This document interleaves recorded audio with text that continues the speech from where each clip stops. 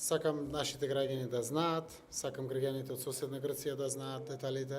но најповеќе сакам навистина да успееме во преговорачкиот процес и затоа секогаш дозата на внимателност за да му дадеме шанса на успехот во преговорачкиот процес ја задржувам, но при тоа ќе кажам,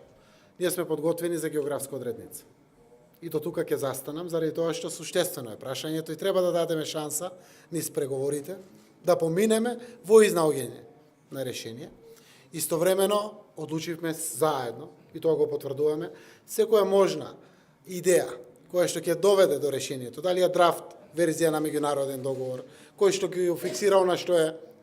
поприлично решено, а според мене, не знам, символите МК, МКД и слични работи, а другото би била основа да се продолжи процесот секако под лидерство на Обединетите нации преку господинот Нимец, користејќи ги сите билатерални средби, без разлика дали е тоа помеѓу мене и премиерот Ципрас, помеѓу министерот Димитров и министерот Коцijas, се што може да помогне кон изнаоѓање на решение, треба да го искористиме. Така да ние јавно ги коментираме сите настани, јавно сме позиционирани, дискутираме и внатрешно помеѓу институциите и помеѓу политичките партии, но истовремено сме фокусирани на суштествени чекори кои што ќе доведат конечно до решавање на овој чувствителен проблем. Јас се надевам во интерес на двете земји кои што се вклучени во преговорачкиот процес. Денеска владата започнатата процедура од минатата седница ја заврши и ја донесе одлуката автопатот кој што не поврзува од северната граница до јужната граница, да го именува како автопат пријателство,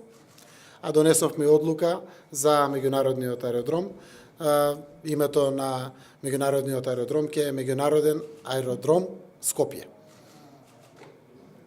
Сакав тоа да го споделам во вашето присуство и секако уште еднаш потврдувам исчекор кон градење пријателство со соседите,